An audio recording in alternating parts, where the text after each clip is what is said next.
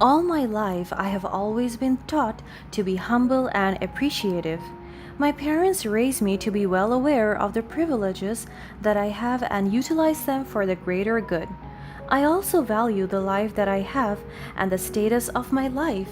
I do not use it for my good, especially using my influences to get everything that I want that might be unfair to those people that don't have the privileges that I do. Hence, since I was young, I have always dedicated myself to charity work and devoted myself to my advocacy, which is helping people, especially youth from poverty. With that, on my 15th birthday, I told my parents that I will be starting a non governmental and non profit organization to extend help to those people in need. I was able to manage my time and schedule both in academics and my humanitarian work. On top of that, I was also able to travel around the world to do philanthropic deeds. Both of my parents are politicians and business moguls. My father's family line is all politicians and lawyers, while my mother was influenced by my father to enter public service because she also had the heart of a philanthropist. All the while, they are busy with public engagements. I happen to live behind the limelight. I don't want to be associated with the status and influence that both my parents possessed. I often don't disclose my real name to people for privacy's sake. I don't want people to stir controversy or spread rumors concerning my work and my parents' profession. I just want to have my individuality and grow in life according to my terms. So, as soon as I graduated college, I focused my attention on my organizational work. I stayed on a remote island to help the people that rely on my foundation. I lived with them, I became one with the locals, and I interacted as if I was born there. I teach them some livelihood businesses and basic literacy and provide medical and dental access. I stayed there for almost 3 years. I learned how to value life as little as it can offer, and I admit that it was very far from what I experienced growing up. But life was not that hard there because everyone was happy and content. During my stay there, I was able to meet different philanthropists as well. They would connect with me and offer a partnership. Some are politicians, doctors, and teachers that wanted to extend their help, and this is where I met the love of my life, Will. He was a fresh graduate from medical school and he had just recently passed the licensure exam at that time. He went to the island to do a medical mission. It was the first time I met him. I could still remember how passionate he was about the things he does. He checked the health of every resident and even offered free consultations and medications. They stayed on the island for 3 months. I never knew that it would also be the best 3 months of my life. He began to notice me during his first day of the post. He thought of me as one of the locals, and I was flattered when he told me that because I want to be seen as someone that is a grassroots resident of the area. But I became honest with him immediately and told him I am the daughter of two politicians and business owners. I even told him that I just want to live a simple life away from the clamor of my parents' careers.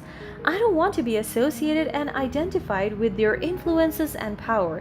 I just want to live a harmonious life.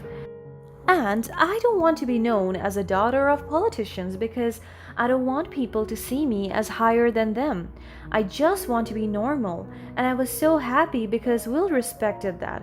And he was so shocked to know what I was doing here. Then I told him about my project, my foundation, and my advocacies. He became so invested in my work that he even decided to stay longer on the island.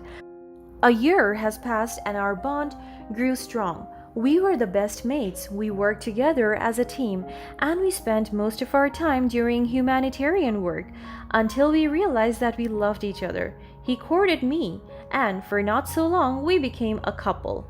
Everyone on the island supported us and cheered for our relationship. They even want us to get married already. We were so happy together on the island until a day came when one of Will's friends came to the island to visit him. It was Mia, his childhood best friend. She was beautiful and you could see that she is perfect. I heard that both of them are pretty close. They grew up in the same village and their parents are business partners. Ever since Mia got here, She was snobbish to me. She kept on rolling her eyes at me, and she even talked blandly to me. And Will introduced me to her as his girlfriend, but she doesn't respect it because she kept on clinging to Will and flirting with him. I get it, they're close, but doesn't she know how to respect boundaries? I try to understand her because perhaps that's how they bonded together, but one night as I was washing the dishes, I heard her talking to someone on the phone. She was standing outside the dirty kitchen because it is where the signal is good. I couldn't believe Will fell in love with a local here. I stopped washing the dishes and listened carefully to what she was saying. Yeah, she is your typical poor island girl. I mean, she has the looks, but imagines Will bringing her over to the city and letting her hang out with us. Oh my god, that is so not going to happen, please. She's a lowborn. Compared to us, she's nothing but dirt on the ground. She even laughed and mocked me even more.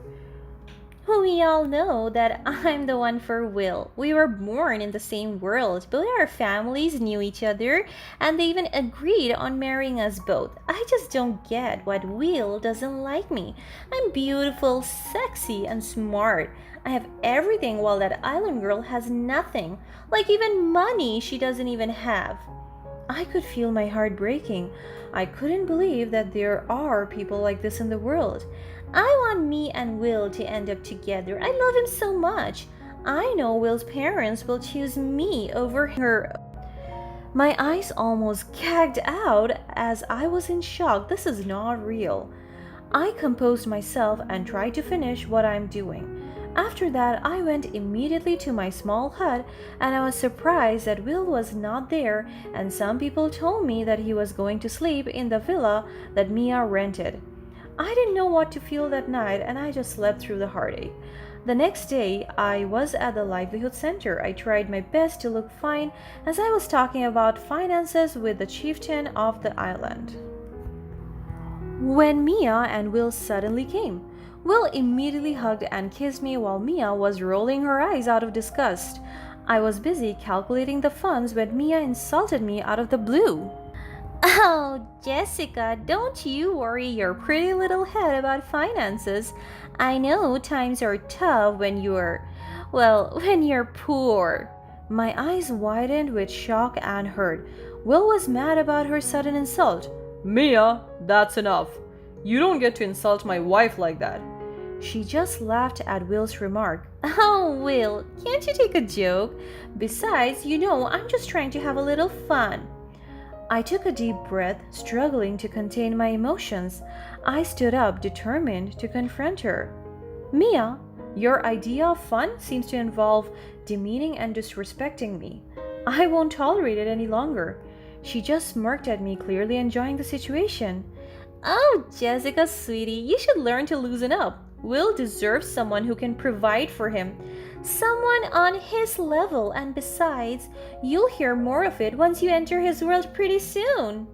Will slammed his hands on the table and it shocked us both.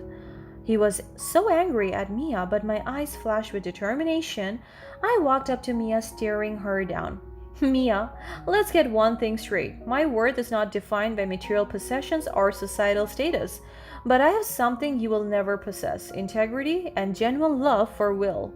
Mia's smirk faded, replaced by a hint of frustration. Well, maybe Will needs someone who can give him more than just love, someone who can show him a life of luxury and success. Will was so conflicted and stepped between the two of us. Mia, you have crossed a line. Jessica is my girlfriend and my soon-to-be wife, and she has given me more happiness and support than I ever thought possible. Material wealth means nothing if it's built on shallow intentions. Mia, realizing her flirtatious behavior has backfired, tried to regain control. Well, I hope you know what you're giving up, Will, but mark my words, Jessica, you won't be able to provide for him the way I could, or you're just after his money. I looked directly into Mia's eyes. Mia, It's clear to me now that your version of providing comes at the cost of love, loyalty, and respect. And I'm not after his money. I may not have your material wealth, but I have something far more valuable, a genuine connection with my boyfriend, and yes, my soon to be husband. Will took my hand, offering his support and love.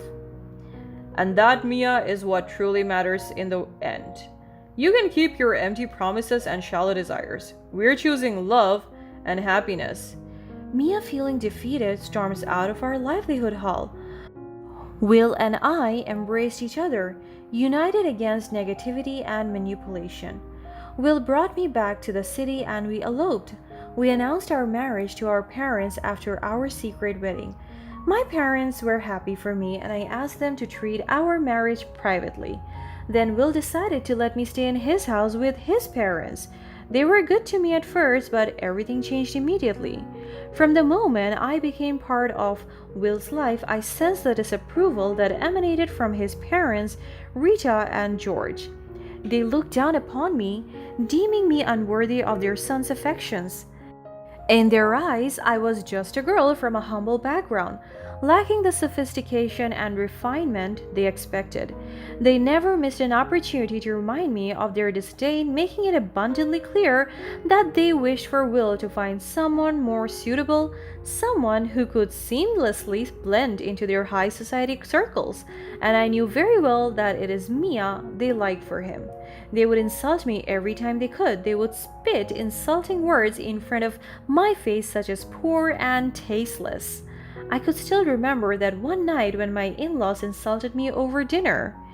"Oh, Jessica dear, you simply lack the refinement we expect. It's a shame you can't elevate yourself to our level." I almost spit out the food I was munching when Rita blurted it out of the blue. Yes, Jessica, it's becoming quite clear that you're not the right match for our son. He deserves someone more suitable, someone who understands his world. My gaze dropped, my heart heavy with their cutting words, but I remained silent as my eyes focused on the tablecloth. "Oh, what's the matter, Jessica? Cat got your tongue? I suppose it's only natural for someone of your background to be speechless in the face of elegance and sophistication." I remained silent because I know my worth more than they do. And besides, everything they are saying is true. Rita just smirked at me, relishing the discomfort she perceives in me. "You know, Jessica, it takes more than just fancy clothes to fit in with our social circle. You lack that certain je ne sais quoi." George chuckled, joining in on the mockery. Indeed, my wife is right. It's a shame you can't appreciate the finer things in life. Perhaps it's time you realize your limitations. My hands gripped the edge of the table, my knuckles turning white. I fight back tears, my voice steady and low. "Rita, George, your words are hurtful, but I chose to rise above them. My worth is not defined by your opinions or material possessions. I stand here today a testament to resilience and inner strength." Rita and George exchanged a condescending glance, amused by Jessica's response. "Resilience, dear? That won't get you far in the world we come from. You will always be an outsider, forever trying to fit into a place you don't belong." George leaned closer, his voice dripping with derision. "You're deluding yourself, Jessica. It's time you face the truth. You're simply not cut out for our lifestyle. Your presence only tarnishes our family's image." My eyes welled up with tears, but I refused to let them fall. I mastered every ounce of strength within me and remained silent, my gaze fixed on the tablecloth. What breaks me the most is that my husband couldn't even defend me. "Oh, look at her, George. She can't even defend herself. Pathetic." My silence became a powerful statement, a testament to my unyielding spirit. My silence speaks louder than your words. I chose not to engage in a battle that seeks to diminish me. My strength lies in knowing my worth, regardless of your approval. Rita and George exchanged uncertain glances, momentarily taken aback by my resolute silence, but then burst out a huge mocking laugh. Well, if that's how you want to play it, Jessica, but don't expect us to change our minds about you. George nodded in agreement, his expressions a mix of arrogance and disbelief. I raised my head, my eyes filled with a quiet determination. I don't seek your validation, Rita, George. I'm secure in who I am and the love I share with your son. The strength of our bond cannot be overshadowed by your prejudices. With that, I turned and walked away from the table, leaving Rita, George, and even my unbothered husband momentarily silenced, their words left hanging in the air. Their cutting remarks and subtle snubs wore on my spirit, but I refused to let their prejudice define me. I was determined to prove them wrong, to show them that love and character transcended wealth and pedigree. One fateful evening, Rita and George devised a plan to host an extravagant family dinner at an opulent restaurant, meticulously chosen to exemplify their elevated social status. It was a calculated move, one intended to further exclude me and solidify their belief that I did not belong in their refined world. The mere thought of being intentionally left out as they paraded the woman they preferred for Will fueled a blazing fire within me. But as fate would have it, I held a secret that would turn the tables in my favor, a secret that Will only knew, my true background. Unbeknownst to Rita and George, I am not just a daughter of a politician. It happens that the restaurant that they are going to have a party is owned by my family. I was the owner of the very restaurant they had chosen for their ostentatious gathering because I have shares in the profit. I heard that every socialite was there and that even Mia was invited and she was sitting next to my husband. I have eyes inside the restaurant and they're all working for me. The revelation presented an opportunity for retribution that I couldn't resist. I swiftly contacted the staff, instructing them to triple the bill for Rita, George, their all-time favorite Mia, and all their guests. Revenge would be served on a silver platter, garnished with poetic justice. It's time for me to show them what I can. This will be the first time that I will use my influence and power. As the evening unfolded, and the unsuspecting people savored their meals, a sense of unease settled over them. Their conversation grew more strained, their laughter forced, for they had no inkling of the financial reckoning awaiting them. The staff, complicit in my scheme, skillfully executed their part, ensuring that the bill they received was an extravagant testament to their arrogance. With calculated timing, I made my grand entrance, my mere presence commanding attention and piquing curiosity from every corner of the restaurant. The atmosphere crackled with anticipation as I approached the table where Rita, George, and Mia sat, their expressions a cocktail of confusion and apprehension. Even my husband was so shocked to see me. George tried to stop me from going near them. "Don't touch me, or else I will have you kicked out of this establishment." Who do you think you are? I gave him a serious and deadly look. "I own this restaurant." He just laughed at me. He didn't believe what I said. I even saw Mia laughing along with him while holding my husband's arms. Will saw me and he immediately walked towards me. Please, don't cause a scene here, love. "Really? I have to defend myself in front of them because you didn't have the spine to do it for me." He backed down and I could sense that he was embarrassed about it. It's the truth. Are you Jessica Stewart? The daughter of the governess and Senator Stewart?" The guests mumbled and started whispering to each other as they stared at me. "Oh, please. She's from a remote island. She is not that girl. Just look at her." "You're right. I could still remember you dancing with your father at that luxurious ball. The last time I heard you were on a remote island doing your philanthropic work." Rita and George gasped in shock. One guest even showed them a picture of me with my father and mother. At that moment, I revealed to them who I am, the sole child of Governess and Senator Stewart. And I also unleashed the truth that they had so desperately tried to conceal. I revealed their contentious behavior, their relentless campaign to undermine me and my marriage to Will. I painted a vivid picture of their encouragement for Will to stray with Mia, the very woman they had brazenly brought as his wife to the dinner. Their faces transformed, their cheeks blanched with a mixture of shock and shame. The room fell into a hushed silence, the clinking of cutlery momentarily suspended. All eyes were fixed upon the scene unfolding before them, a spectacle of revelation and redemption. With unwavering confidence, I spoke my truth, my voice echoing through the grand hall. I made it known that their wealth and societal standing did not grant them the right to belittle or marginalize me. I reminded them that true class was not measured by material possessions but by the integrity and compassion one carried within. Their insults, their attempts to break me, had only served to strengthen my resolve. In that pivotal moment, I declared my intention to maintain my dignity irrespective of their opinions. I proclaimed that their tears of regret, their remorseful cries, would forever be the taste of bitter vindication. The power dynamic had shifted, and the inescapable truth now loomed over them, stripping away their illusion of superiority. As I walked away, a renewed sense of self worth enveloped me. Their regret served as a potent reminder that I was not defined by their acceptance or approval. I was Jessica, a woman of substance, resilience, and unwavering determination. I had risen above their prejudiced judgments and would continue to flourish in the richness of my success and self confidence.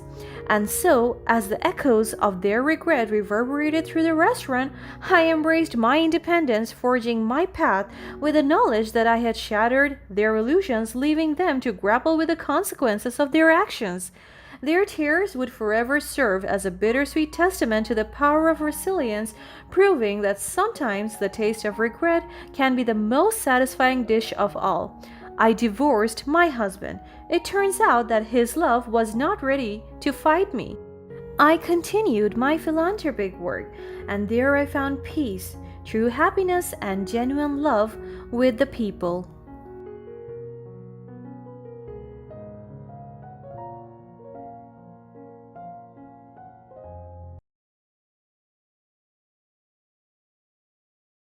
My name is Emily, and I was just a regular mom, 46 years old, trying her best to raise my two boys, Jack and Sam. After my divorce in my 30s, I worked odd jobs. I have a morning job as a hairdresser, and then I took night shifts at a factory just to give my boys a good life. Their dad had this terrible drinking problem and could get violent, so I decided to leave him to protect my little ones. However, as a high school graduate, I never had much choice. Still, I tried to get it together for my family. It's not like I didn't want to go to college, I just never managed to afford it. I was working hard so that I could give my boys what I didn't have when I was their age. Jack's my oldest, and he's always been a bit of a neat freak. I mean, he's good at studies and all that, but he's got this thing about cleanliness. He's always calling my hands dirty because of my factory job. He would come at me for wearing fraying sweatshirts, worn out jeans, and sneakers with holes, but I was doing the best I could, working from dawn till dusk. Sam, my younger one, has always been affectionate and considerate one in our family. From the time he was little, he had this tender heart that melted mine. Unlike his older brother Jack, Sam never hesitated to show his love and care for me. When he was a child, Sam would always hold my hand when we walked together, and he would give me big, warm hugs just because he felt like it. He had this way of looking at me with those gentle eyes that made me feel like the most important person in the world. Life was going well. I worked really hard and was tired all the time, but it was worth it. I never complained because I knew that I wanted the world for my boys. However, after Jack graduated from college, things started to slowly change. I realized that Jack wasn't just obsessed with cleanliness, he was also obsessed with money, and it was only getting worse. One day, while Jack was visiting his father, he overheard a conversation between his dad and one of his neighbors. He was praising Jack's father for his successful career as a salesman and high income. As Jack eavesdropped on the conversation, he couldn't help but feel a mix of emotions. Jack was impressed by his father's life of luxury. After that encounter, Jack became fixated on the idea that if I had stayed with his father, our family might have lived a more comfortable and privileged life. He started questioning why I had chosen to leave when there was so much wealth on the other side. He began resenting my decision and the financial struggles we had to face. But I couldn't go back to that life, not with a man who couldn't control his drinking. Jack's dad was a charmer. He could be really nice and likable to anyone who could be useful in his life. But to his own wife, he was still an abuser. I was really hurt that Jack didn't understand that. To me, it was more important to raise my children in a safe and loving environment than to have all the money in the world and then suffer in silence. Eventually, Jack decided to be independent and moved out.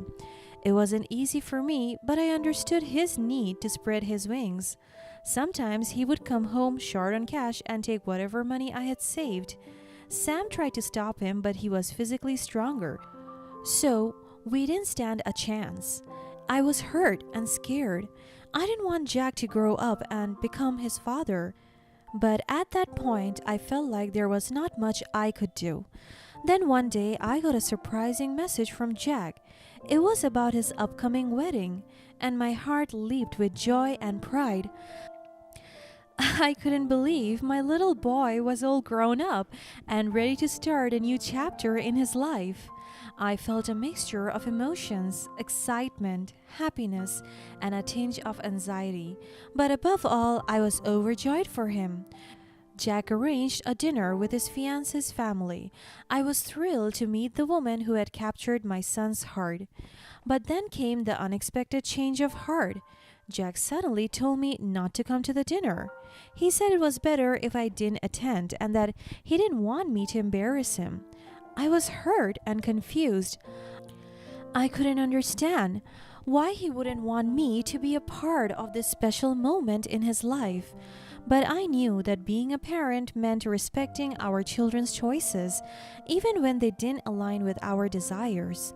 I tried to put on a brave face and convince myself that maybe it was for the best. In the following days, I kept myself busy with work, trying to distract my thoughts from dwelling on the situation. But still, something didn't sit right with me. I felt like it was unfair to me, and if I kept allowing Jack to behave this way, I was being a bad mother. I needed to get some boundaries and stand up for myself too. And so I called Jack up and told him how upset I was. I was honest and didn't hold anything back. I even brought up the fact that he was behaving like his dad. Unfortunately, that seemed to really strike a chord. Jack was so upset that he told me he would not even have me at his wedding. Jack, I need to talk to you. I'm really upset about what happened. What's there to talk about? Don't act like nothing happened. You told me not to come to meet your in-laws and it hurt. Well, why are you bringing it up now? You were fine with it a few days ago. That's not the point, Jack. I was happy for you and you shut me out.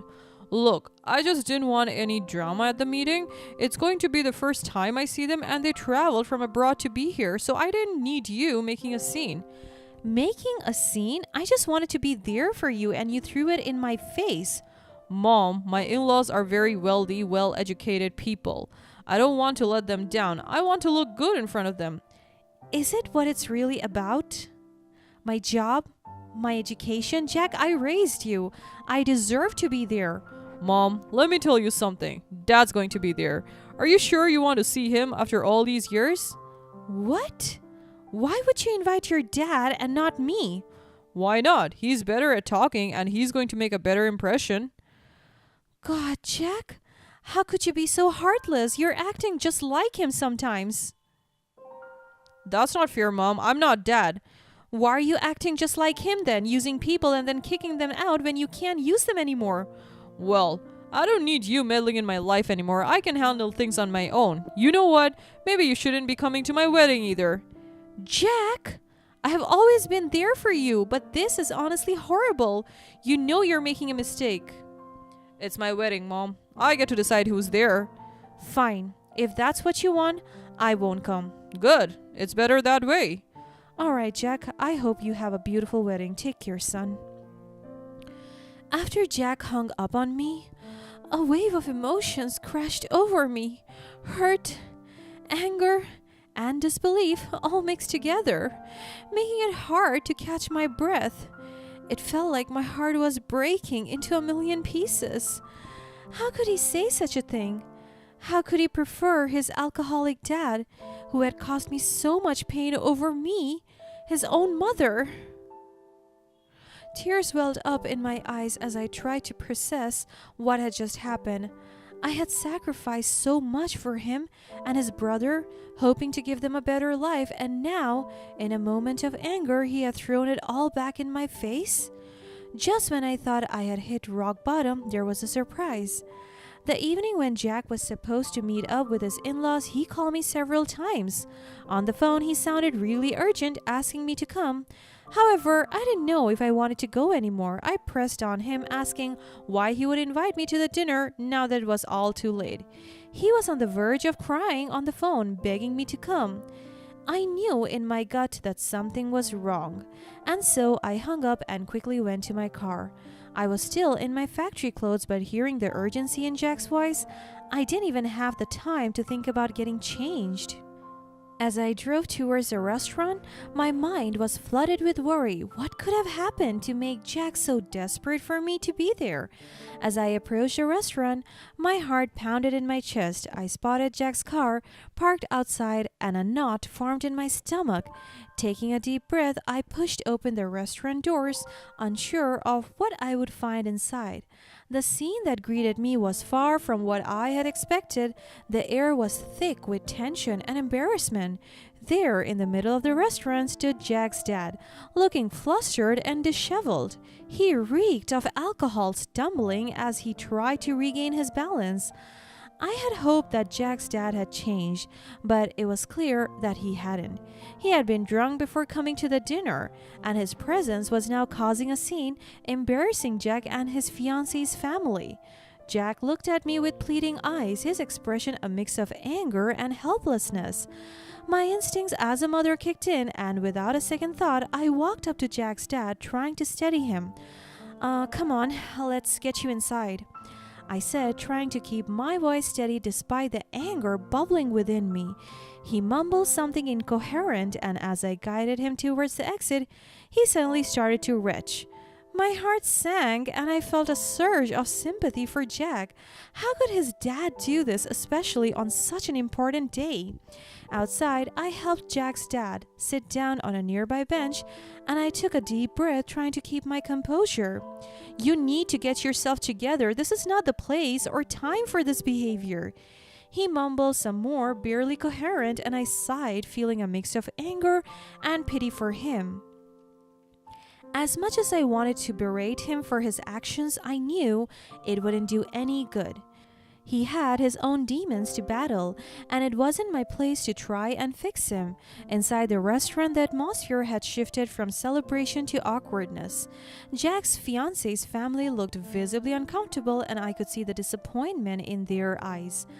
I called a cab for my ex-husband and went inside. I had to be there for Jack. As soon as I went in, I noticed someone.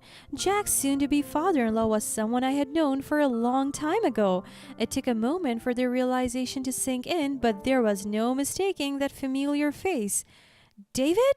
He turned towards me, and a look of recognition crossed his face. "Emily, is that really you?" "Yes, it's me. I can't believe it's you. How long has it been?" "It's been over 20 years, I think. I moved abroad with my family when we were in high school, remember?" "I can't believe Jack's marrying your daughter. What a small world." Memories of our school days came flooding back, and I couldn't believe that fate had brought us back together in such a surprising way. I was still trying to wrap my head around the coincidence. Dave nodded. Yes, life has a funny way of bringing people back together. I never thought I would see you again after all these years. We have a lot to catch up on. It's been so long since we last saw each other. As the evening continued, David introduced me to his wife and daughter with the warmest smile. We found ourselves reminiscing about our school days and catching up on everything that had happened in our lives and since we had last seen each other. It was like no time had passed at all, and we fell easily into a comfortable atmosphere.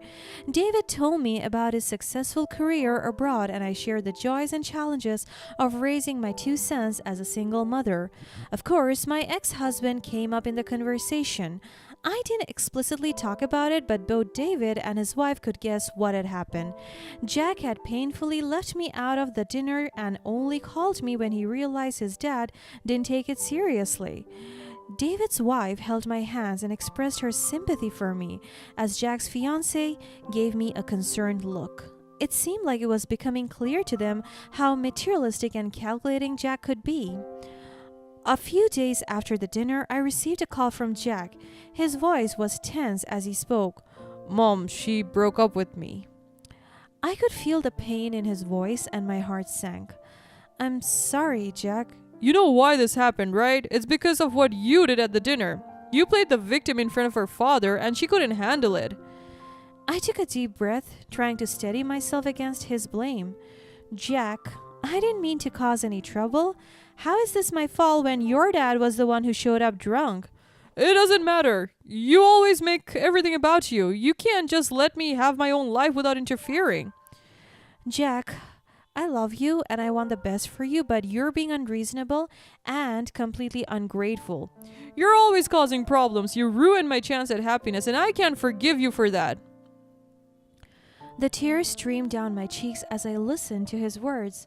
I had hoped that one day Jack would understand the sacrifices I had made as a mother, but it seemed that he was too consumed by his anger and resentment to see beyond his own pain, and just like that, Jack's supposedly fancy wedding became a disaster.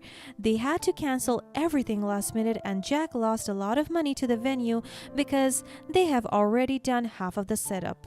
Jack's ex-fiancée refused to talk to him, citing his and his dad's rude behaviors as the main reason.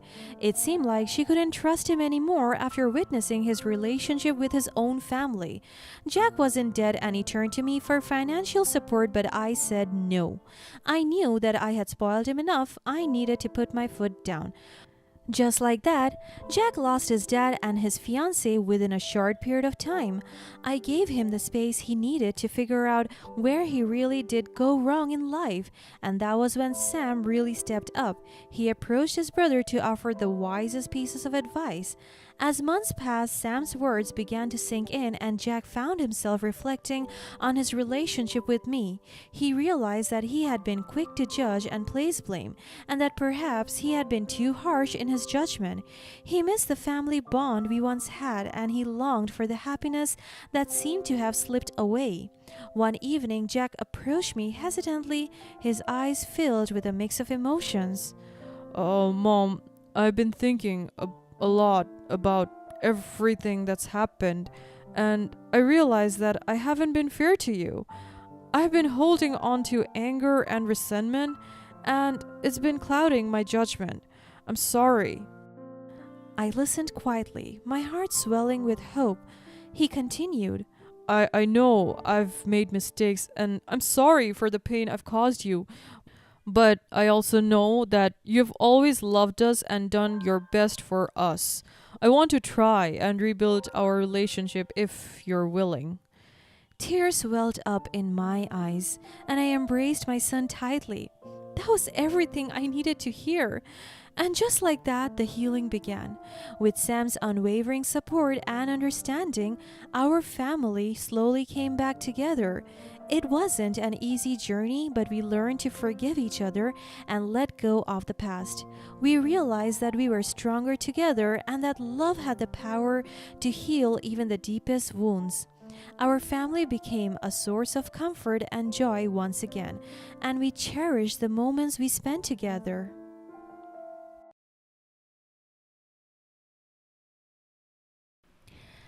I am Yana, and I have been married to my husband Ted for almost 20 years. Our first few years of marriage were full of bliss. It feels like the both of us were on cloud nine. I truly loved him, I do. He is responsible and has a great provider mindset. For me, marrying him was the best decision of my life. Although the arguments and fighting became significant catalysts of setbacks in our life, I am still grateful that we were able to surpass it all with a loving and robust heart. We have 3 children, 2 boys and a girl. I couldn't ask for any more excellent gifts in life than my lovely children.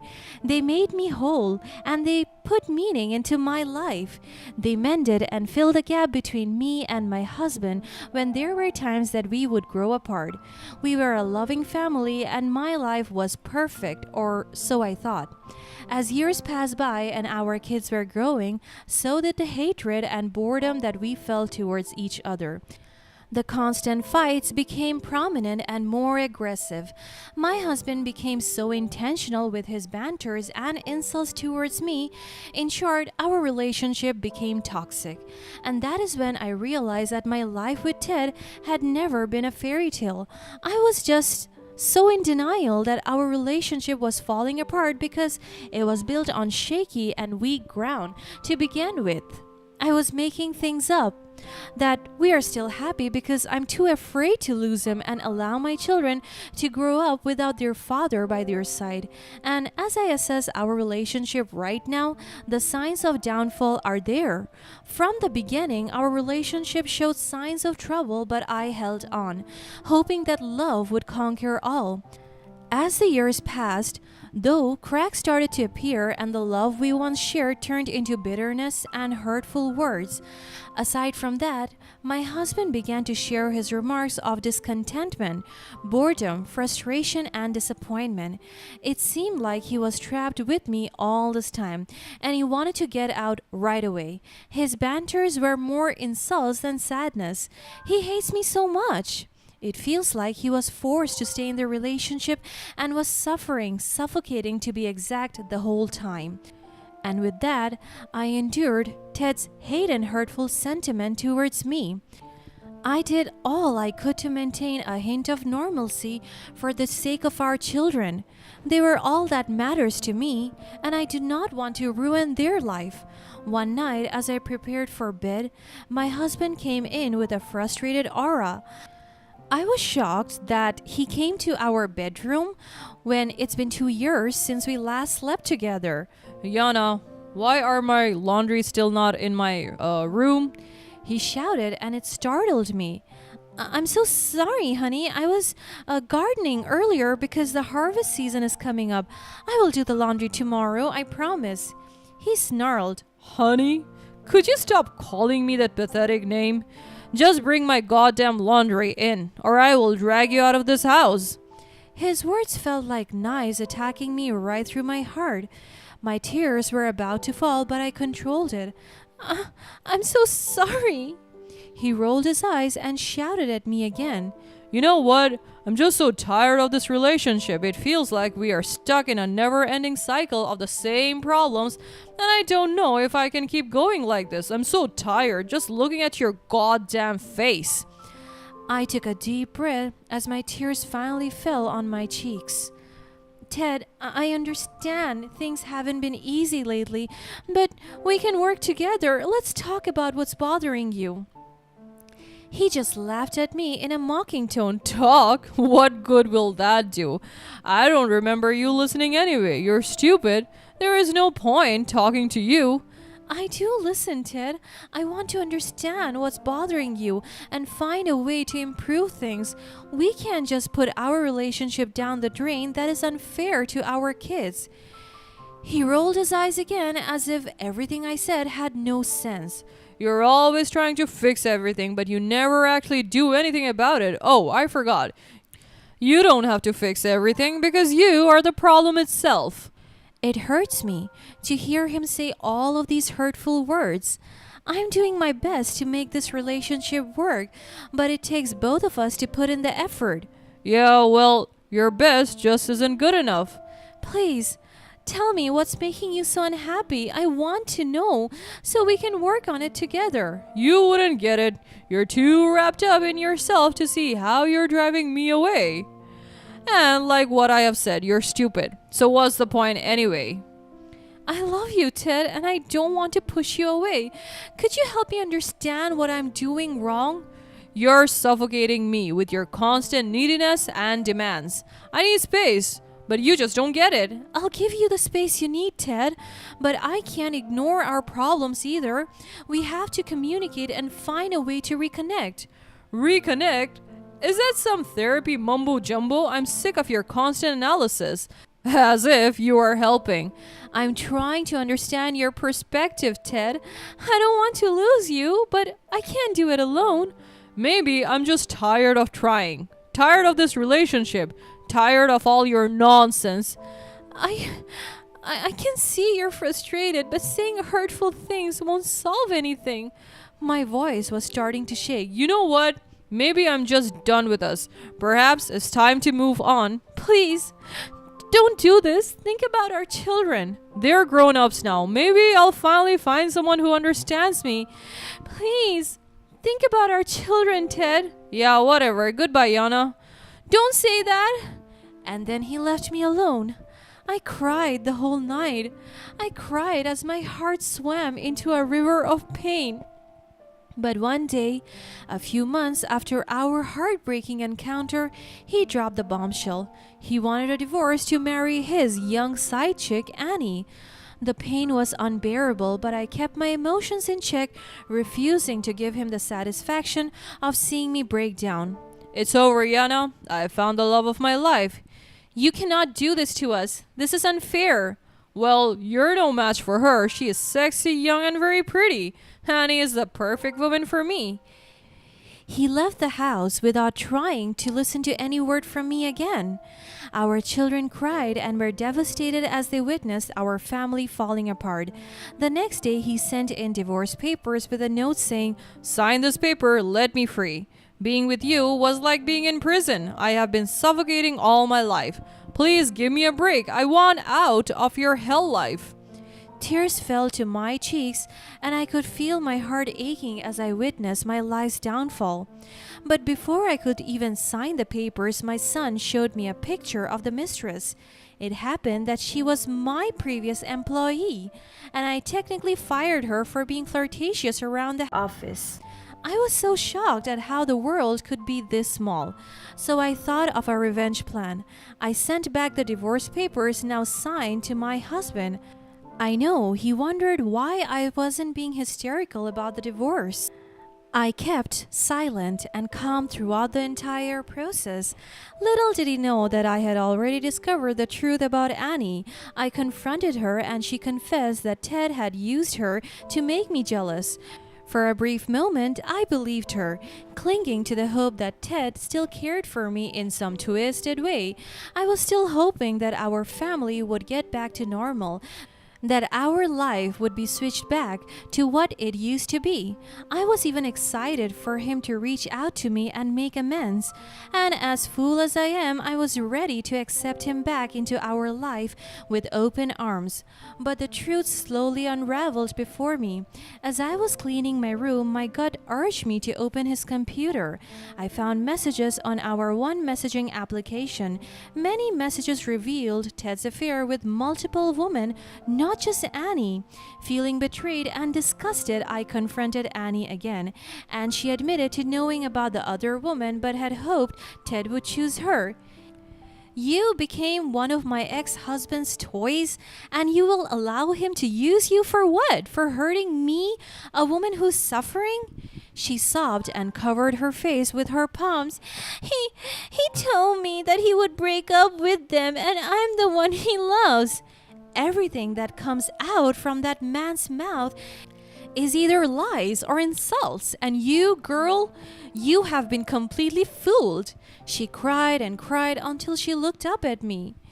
He promised to me that we will go overseas and live our life as a married couple and that he will leave you and his children for good. He hated you. I hated him more. And you should hate him as well because he lied to you. He manipulated you into thinking that being a mistress is okay. You deserve more than that. She bursted into tears again, so I continued talking. Listen to me, Annie. You are a capable woman, and we both don't deserve that jerk, an asshole. Karma will find its way to him because he deserves to be punished for all the things that he did. Are you with me? She nodded in response. He will pay for this. I am so sorry for the pain that I have caused you. No, you were only a victim. This is all his fault. Let's make him pay. I smirked at her. Oh, darling, we will. In a strange twist of fate, Annie and I found solace in each other's pain. Instead of tearing each other down, we decided to team up and expose Ted for the manipulative liar he was. Together, we devised a plan to reveal his true colors to the world. When Ted confronted me about my seemingly calm reaction to the divorce, I couldn't help but smirk inwardly. With a glint of determination in my eyes, I told him, "Well, I know your lies." His audacity to even show his face in front of me is wild. I don't want to see him again. His baffled expression only fueled my resolve. He was so confused. What do you mean? I just laughed at him, making him wonder even more. Well, you chose to fight me, and I'm so sorry because I'm not a quitter nor a loser. You chose the wrong person, Ted. You will pay for everything. After that, I left him alone. He was dumbfounded. The divorce papers were still being processed. Together, Annie and I decided to expose his thrash and dirty ways on social media around innocent girls that he was using. So we posted screenshots of his conversations with other women. The truth spread like wildfire, and soon enough, the web of lies Ted had spun began to crumble. Ted's life unraveled before everyone's eyes. Friends, family, and acquaintances saw his true nature, and the shame and humiliation he felt were palpable. He begged for forgiveness, claiming he had made a terrible mistake and still loved me, but I had seen through his lies, and the wounds he had inflicted on my heart were too deep to mend. I stood firm, my resolve unwavering as I faced the man who had once been my husband. I refused to let him manipulate my emotions again. He went to me and pleaded for his life, a side I never thought I would see. But I'm not the Yana he used to know. I am stronger now. Yana, I'm so sorry for everything. Could you help me get my life back? Everyone I know is drifting away from me. I can't afford to lose you as well as our children. You should have thought about that before you decided to leave us with your mistress. You have no shame, and this embarrassment serves you well. He kept on begging me to take down the online post. I will do better. Please help me take it down. I'm so sorry. I'm begging you. With a calm and composed demeanor, I looked him in the eyes and said, Ted, your tears and apologies won't change the past. The trust is broken, and I can't return to a life built on lies. His desperate attempts to win me back fueled my determination to move on. I deserved better than a man who treated me disrespectfully and disregardfully. I realized I didn't need his validation or love to be whole. His actions did not define my worth, and I had finally found the strength to stand on my own. As the truth about Ted's infidelity spread like wildfire on social media, his once charmed life began to crumble before everyone's eyes. The shame and humiliation he felt were palpable, and he was desperate to salvage what was left of his reputation. But this time, I wouldn't let him off the hook. And yet again, Ted sent me countless messages and calls and even showed up at my doorstep, tears streaming down his face as he begged for forgiveness. It just never stops. He claimed he had made a terrible mistake and still loved me.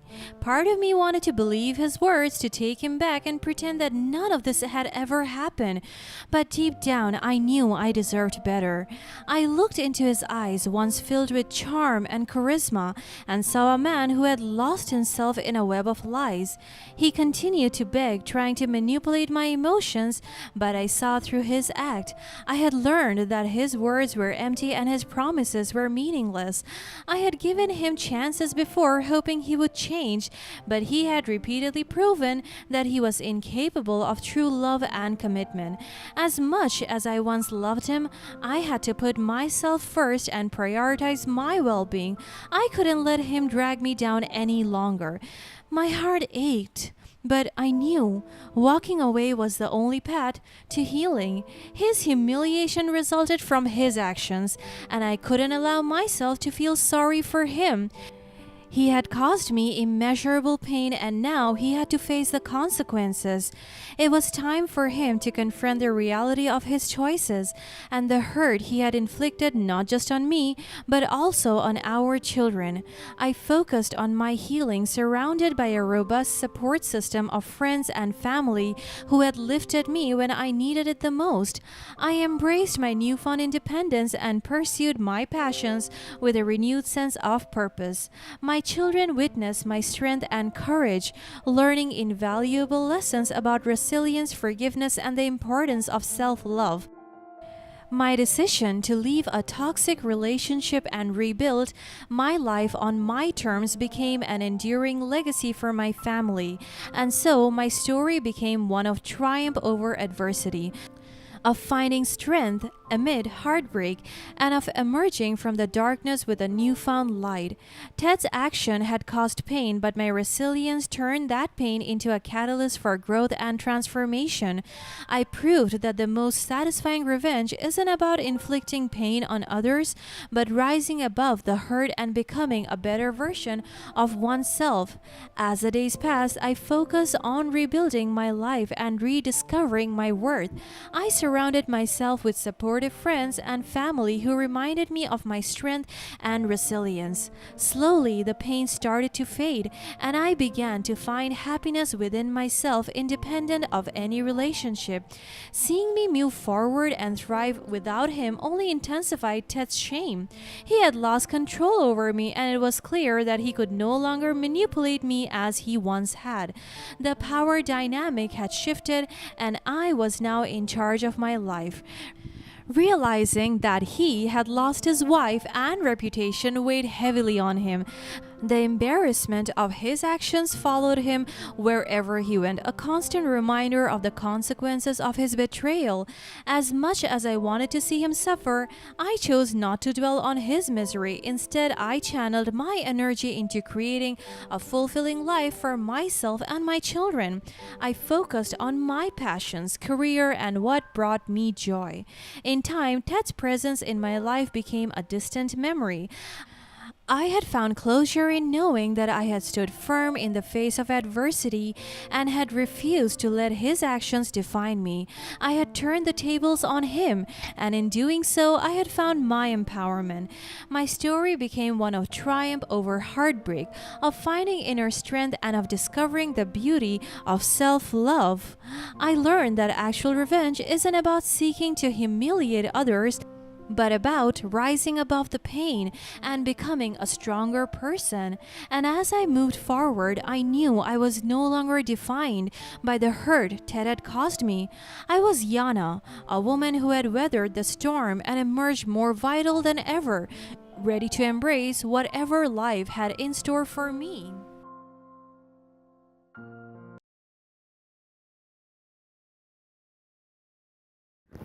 Is this some sick joke, Joseph? How could you do this to your own wife?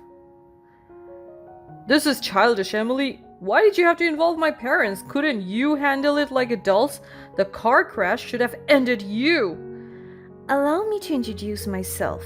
I am Emily, and I'm in my early 30s.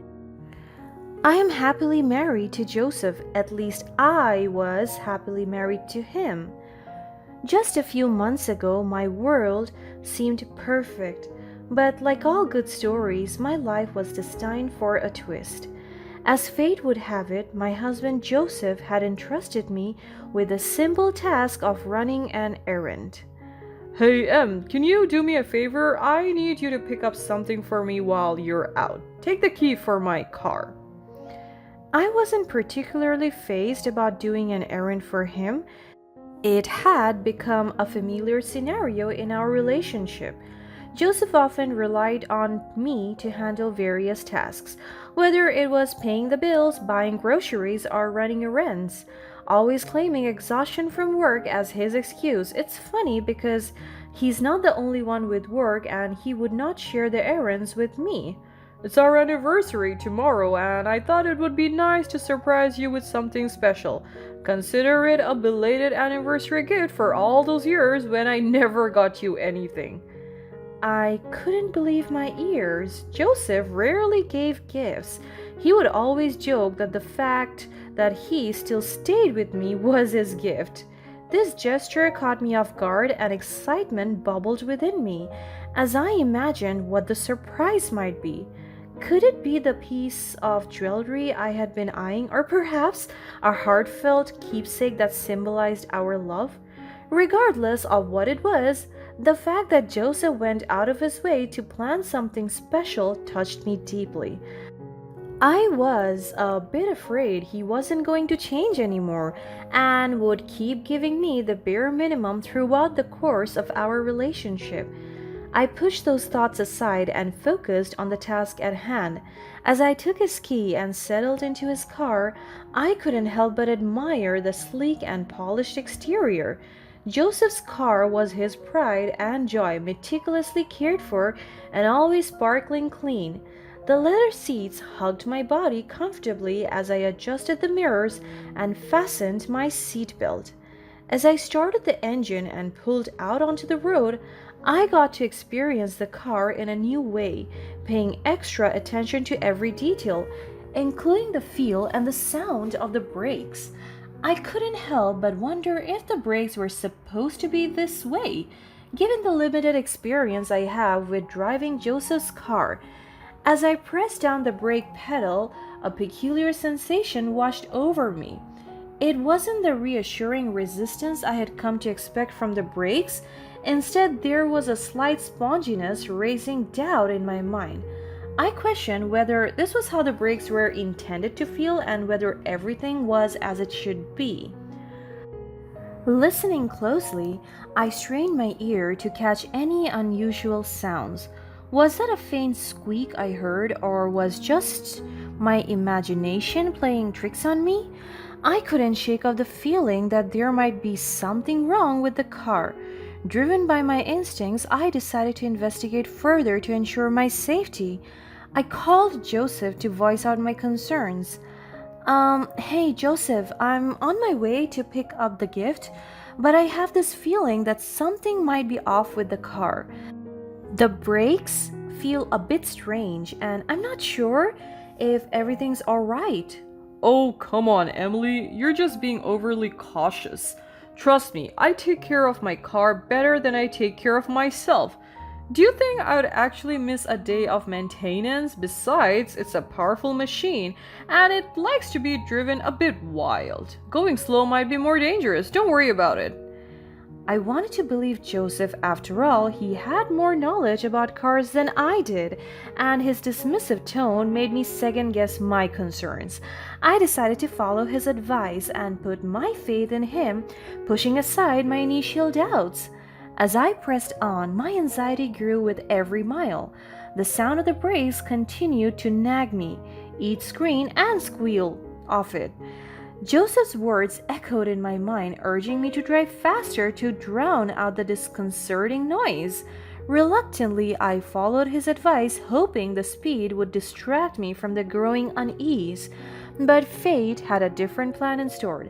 As I approached a busy intersection, my heart froze in my chest. The traffic light ahead turned red, forcing me to apply the brakes. With a surge of panic, I pressed my foot down, but to my horror, the pedal sank to the floor. The brakes had failed. Time seemed to slow. Horns blared and tires screeched. My hands gripped the steering wheel, my mind racing to find a solution. Desperate to avoid colliding with the vehicles ahead, I veered to the side, narrowly dodging a catastrophic collision. The screeching of metal and the shattering of glass filled the air as I careened off the road, finally coming to a stop with a jolt. The impact left me disoriented and shaken, my body aching from the force of the crash. Amidst the adrenaline pumping through my veins, I felt an overwhelming sense of relief. I was alive. With trembling fingers, I reached for my phone and dialed Joseph's number, my voice quivering as I recounted the horrifying accident I had just been in. Joseph, there's been an accident. The brakes failed and I barely avoided a major collision. I'm scared, Joseph. I'm okay, but the car, it's a wreck. I don't know what to do. Emily, where are you? I'll come right away. My heart skipped a beat when I heard a subtle annoyance in his voice, as if my survival had inconvenienced him in some way. I guess he's just that of a busy man.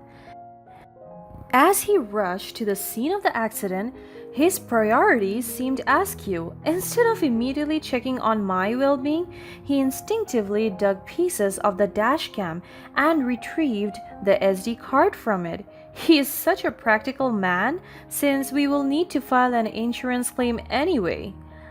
At least we'll get something out of this traumatizing accident. In the days that followed, as I recuperated from my injuries and pieced together the events of that day, I couldn't help but be consumed by so many questions. Joseph, where's the SD card from your car's dashcam? I want to watch the footage of the accident. That will just distress you further. Reliving the accident might be too traumatic, so it's best you don't watch it, and besides, watching it won't change what happened. Let's just move forward instead of dwelling on the past. Despite his protests, I couldn't let go of my curiosity.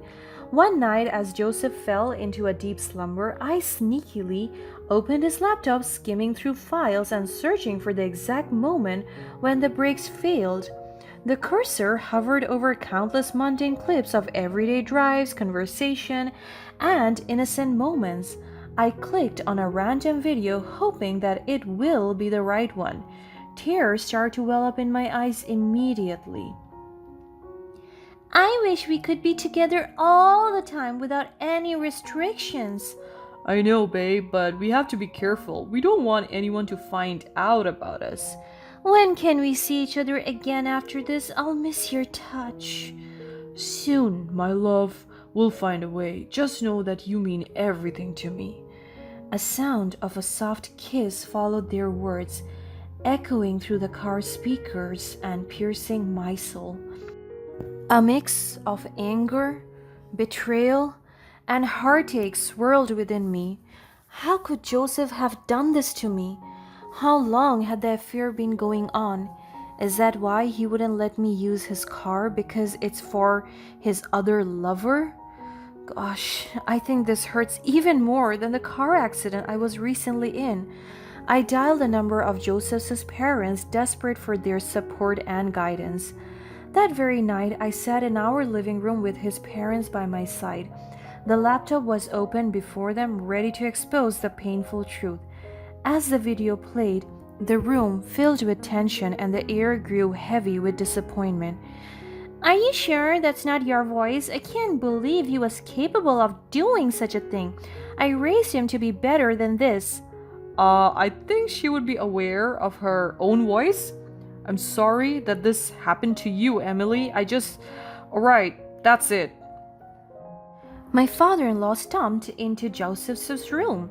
Filled with disappointment, he unleashed a torrent of scoldings and reprimands. Is this some sick joke, Joseph? How could you do this to your own wife? Joseph's face has been contorted with confusion as being woken up from his sleep. He lashed out at me regardless, accusing me of being a tattletale for bringing his parents into personal matters. What are you talking about? I didn't do anything. We saw footages from your car's dashcam. You are having an affair. I'm so disappointed in you. Your mother and I solved every problem that came our way so you wouldn't have a broken family, and then you go ahead and start one? This is childish, Emily. Why did you have to involve my parents? Couldn't you handle it like adults? The car crash should have ended you. It was all too chaotic for me and I couldn't do anything but freeze on spot. If you can't honor the commitment you made to Emily or at least respect her as a human being, then you don't deserve the car we have given you as a wedding gift. We're taking it back and we're not getting you a new one. With desperation in his eyes, Joseph snatched the laptop from the table and rushed to his room, determined to get rid of the evidence. The sound of their pleas fell on deaf ears as he barricaded himself away, frantically attempting to send the car crash footage to the insurance company before he deletes all files. Joseph's parents and I exchanged helpless glances. The reality of the shattered trust hung heavy in the air. In that moment, the decision was made. I knew I couldn't continue a life built on lies and betrayal. He accuses me of being childish, but what about him? He's literally hiding inside his room like a kid, deleting his search history from his parents. I want a divorce. The room fell into a heavy silence, broken only by the distant sound of Joseph's frantic movements in his room. Joseph's parents, still reeling from the shock of their son's actions, nodded in agreement. There was a silent understanding that the situation's now over. Joseph still stayed inside his room. His parents went home, and I stayed with my parents' place temporarily.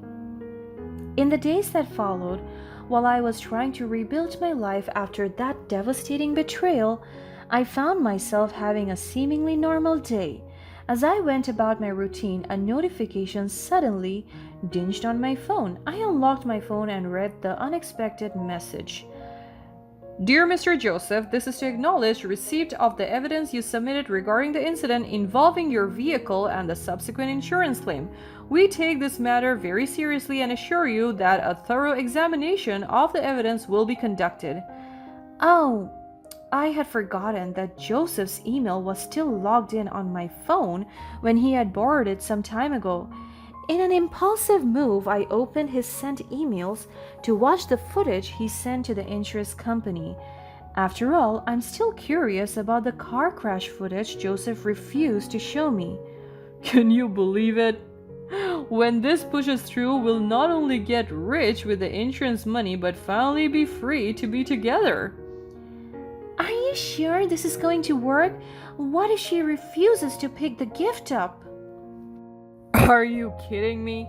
That woman is desperate from any ounce of affection. She would probably scream with glee as if I would actually spend a penny on her.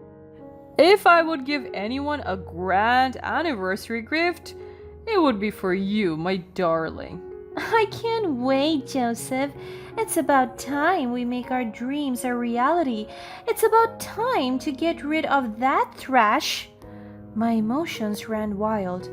Not only did I watch how Joseph and his affair plotted the intentional crash for insurance money, it was also a calculated act to end my life. It was a chilling realization of Joseph's intention. I can't even recognize the man I married anymore. What happened to him? Who is he? Without wasting a second, I reached for my phone and immediately dialed my lawyer's number. No matter what happens, I'll make sure to hold Joseph accountable for his actions. As the call connected, I took a deep breath, shared the evidence I had uncovered, and made it clear that I wanted to press charges for attempted murder against Joseph. My lawyer was equally taken aback by the disturbing revelations and assured me that we would proceed with the necessary legal actions. Together, we meticulously prepared the case, gathering evidence and building a strong argument to build a solid case. In the following days, as the legal proceedings against Joseph for attempted murder went through, filing a formal complaint for attempted murder. News also reached to me how the insurance company had caught wind of Joseph's fraudulent activities and had taken legal action against him for insurance fraud.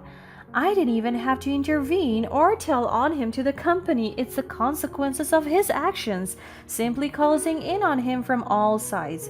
his parents refused to provide any financial support for his legal defense, he was left without resources or a safety net, as his parents also severed familial ties that Joseph had taken for granted. He had become a man stripped of his wealth, his marriage, his parents' support, and his freedom, with no license to drive his misfortune away.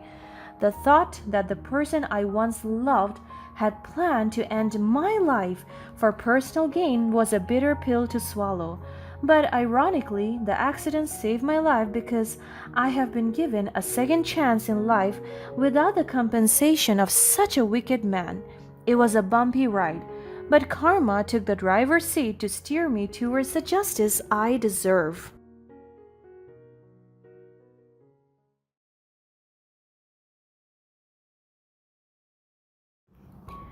I shut down my laptop and stretched my body. It's been 6 hours since I immersed myself in work. I am working remotely this month, and most of the time, I'll be staying at home with my family, my husband, and kids. I rested for a few minutes and took a moment to think about my life. Since I was young, I always wanted to make a name and live independently. At a very young age, I made my way out of the gutters of poverty.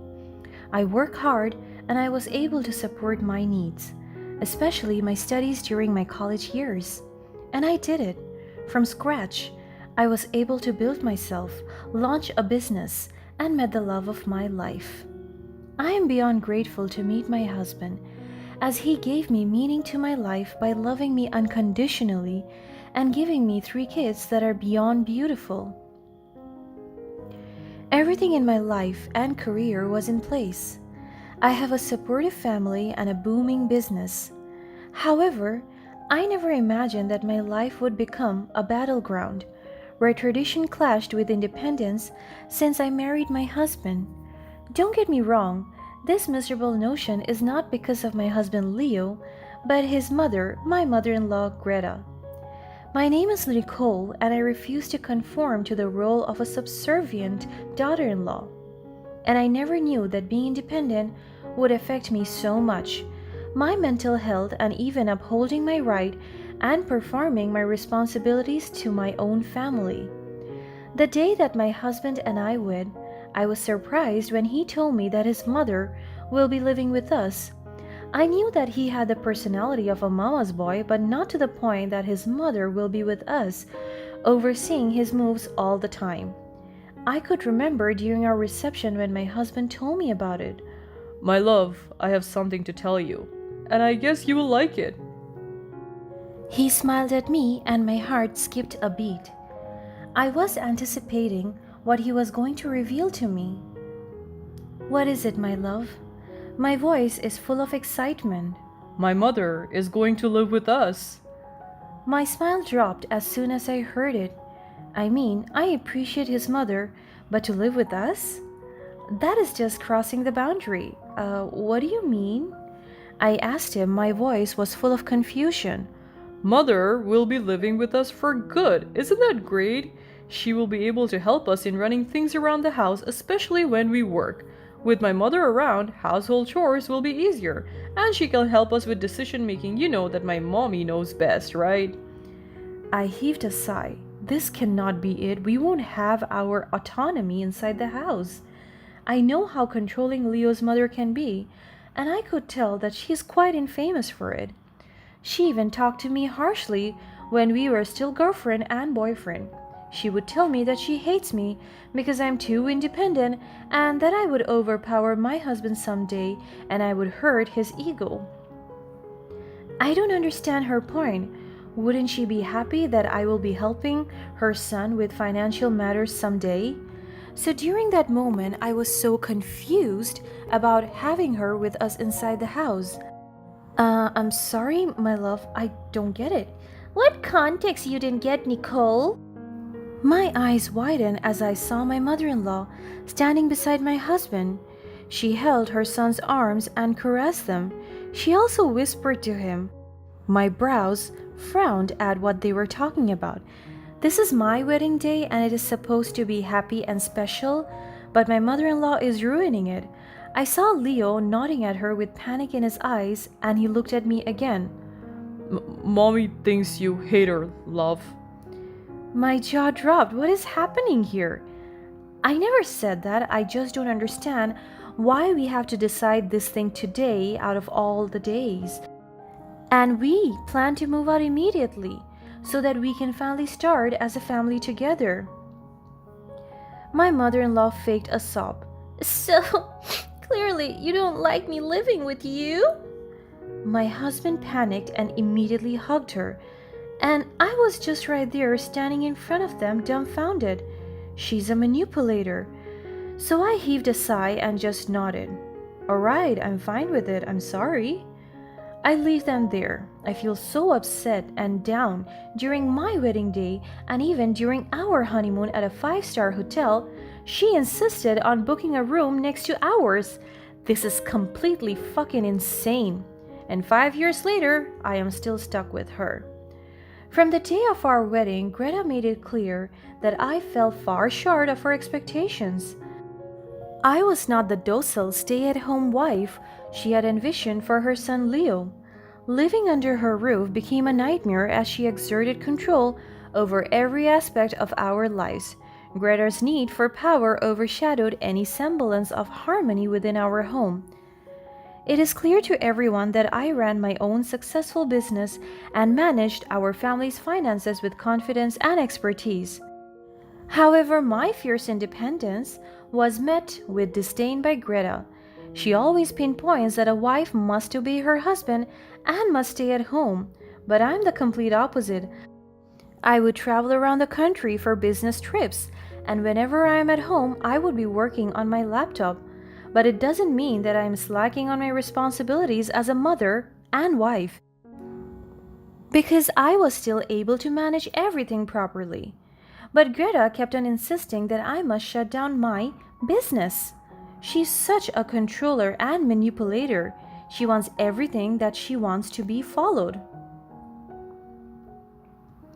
I have worked all my life to get there, and she cannot just take it away from me. Sometimes my husband would side with his mother, but it is clear that he was only doing it to stop a potential fight between us. And most of the time, he understands me. He listens to me and would give me advice. But I would say that his advice is rather neutral. He has a diplomatic personality, and that is what I like about him. We have so many things in common, even the food that we are allergic to. Black pepper, we hate it very much. I am just so lucky to have a husband as understanding as Leo, but I wish he would step up more and make things straight inside the house. But as the years went by, I learned how to live with her. I learned how to control everything that she does and makes inside the house. I learned how to endure all her mistreatments and insulting side comments. I gave her all the freedom that she wants because I don't have time to fight with her. It would just cause a major rift and a big gap between us, and I'm not completely ready for that. Words like entitled, bitch, selfish, and self-serving loser became normal to me because these are the words that she always says to me. I couldn't deny that she hates me to the bones, and her manipulation extended beyond emotional torment. She rules over the house, especially in serving my husband and kids. She wielded her influence most deviously in the kitchen, where she assumed control of meal preparation. Little did I know that Greta had a sinister plan brewing beneath her nurturing facade. I have noticed that every time Greta cooks, especially when she's angry with me, I feel uneasy. It feels like my stomach would twist and my allergies increase every time I eat the food she cooks. And the weird part is, I'm the only one who feels it. The rest of the family seems to be normal. And I knew that the pain is intended for me alone. My stomach would feel pain as if someone is squeezing it inside. My arms and thighs would have itchy red spots, and sometimes it could cause me a heaviness in breathing. I made sure that we don't have all the foods or ingredients that could cause or trigger our allergies, especially black pepper. So I could not blame the ingredients, but these symptoms can only be visible once I ate an allergen. We made it very clear inside the household that allergy-inducing foods must not be mixed with the food we ate because it is a major health hazard. I talked to my husband about this, but he couldn't tell whether it is caused by the allergen, but it is very obvious.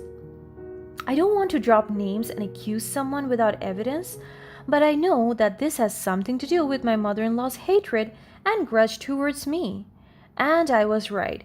It wasn't long before I connected the dots. The unbearable stomach aches and bouts of vomiting that plagued me after every meal were not mere coincidences. I discovered the truth. It was a normal afternoon, and it's been a while since I felt awful with the food I ate. I was working remotely and felt hungry, so I thought of cooking something for me and for the kids as well, a little snack. I was glad that my mother in law was not in the kitchen and I could finally have full control of the room. I checked the pantry for something to eat and I saw something, a suspicious small jar. I opened it and by the smell of it, I coughed. My eyes widened as I realized the scent. It is black pepper! I closed it immediately and put it away from me. I knew something was not right. I'm pretty sure the black pepper has been sprinkled onto my food many times and is only intended for me to poison me. My mother-in-law was the only one who has access to the pantry, and she made sure that I shouldn't get inside because I am too busy for cooking and you can't cook because you're not even a mother and wife material. And now that I'm inside, I was so shocked that she had been hiding black pepper inside. So this means that she's the one to blame? She has the main access to the pantry only. My eyes widened in fear and shock as I tried to process everything. My mother-in-law had been secretly poisoning me all this time. She intentionally added copious amounts of black pepper to my dishes, knowing all too well that both Leo and I were highly allergic to it.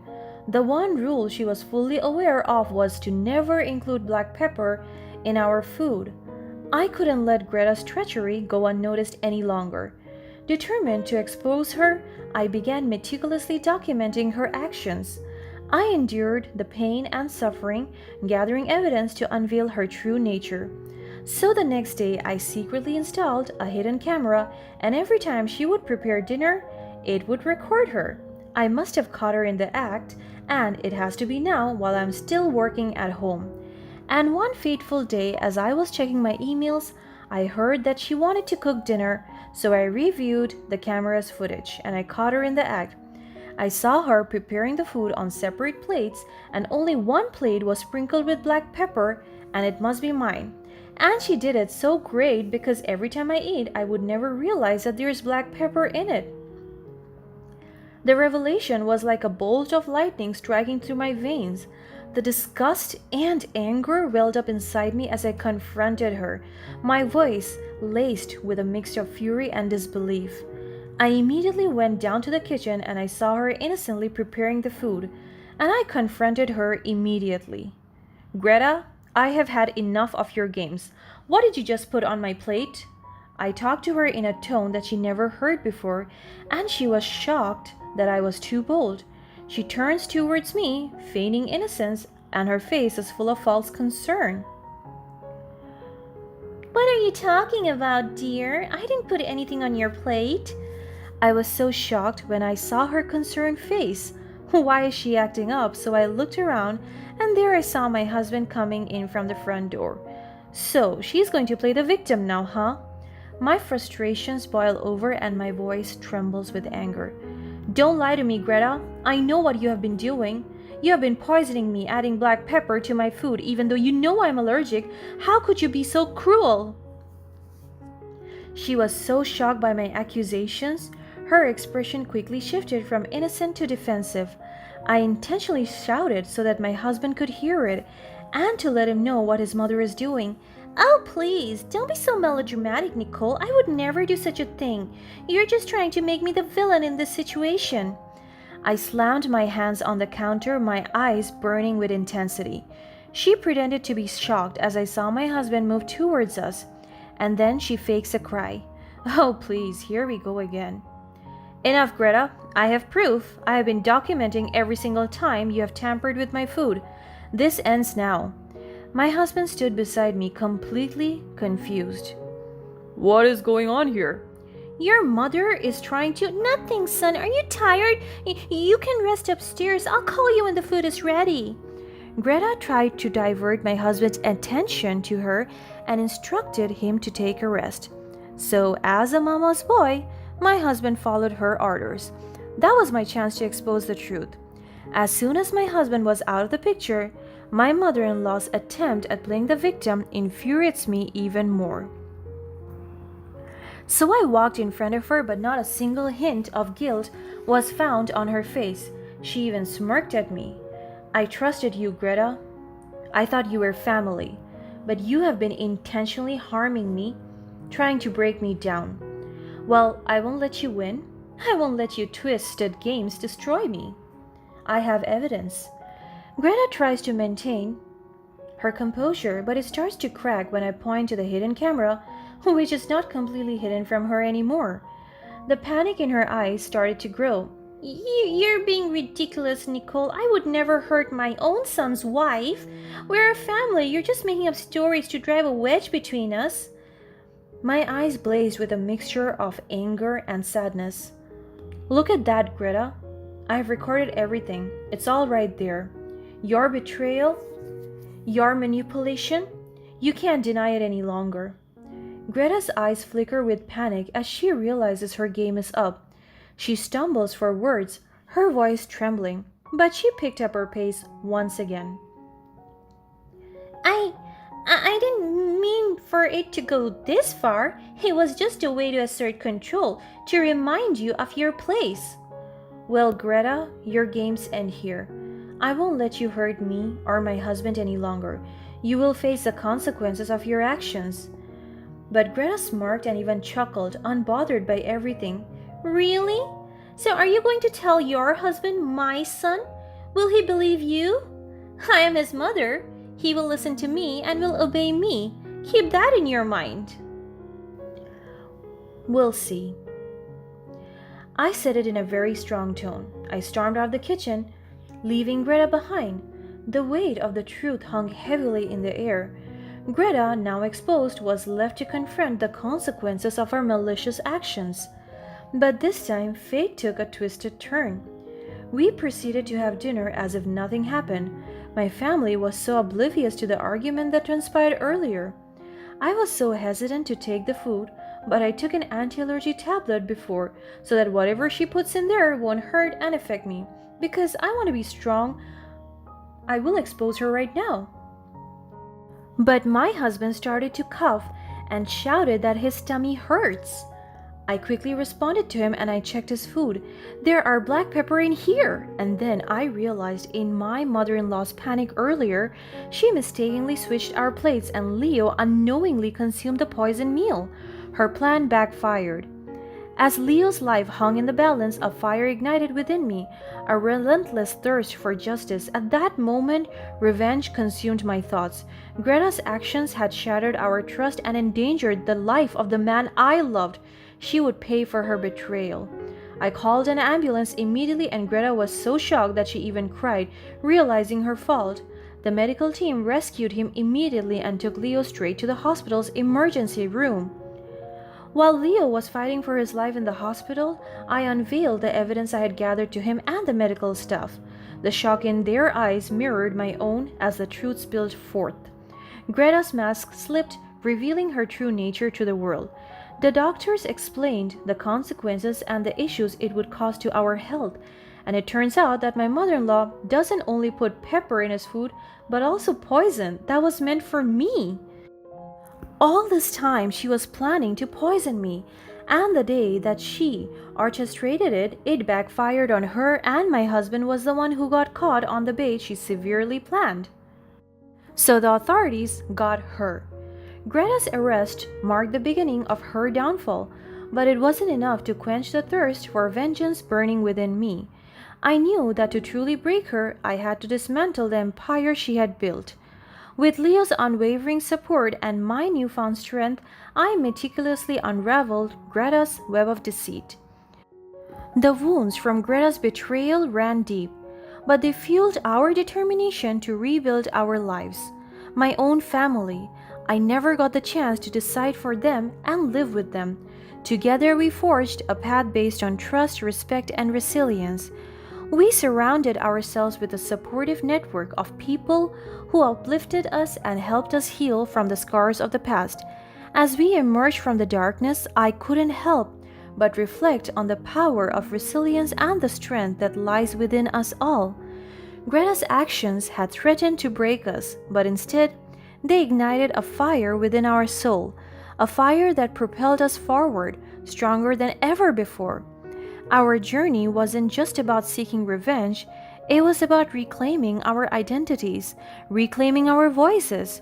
We refused to be defined by the pain inflicted upon us. Instead, we embraced our newfound freedom, embracing the opportunity to live life on our terms. In the wake of Greta's downfall, I realized that true victory was not in seeking revenge, but in finding inner peace and forgiveness. The weight of carrying hatred and bitterness only holds us back, so I made a conscious choice to let go, to release the shackles of anger that bound me. As time went on, we found happiness and fulfillment in the simplest of moments. Our love grew deeper, our bond unbreakable. We built a life filled with laughter, joy, and a renewed sense of purpose. We became a beacon of hope, proof that love and resilience can triumph over even the darkest of betrayals. And so, our story stands as a testament to the power of the human spirit, a reminder that in the face of adversity, we can rise above, transform pain into strength, and find redemption in the most unexpected of places. Though scarred, we emerge from the shadows as victors, forever resilient and forever free.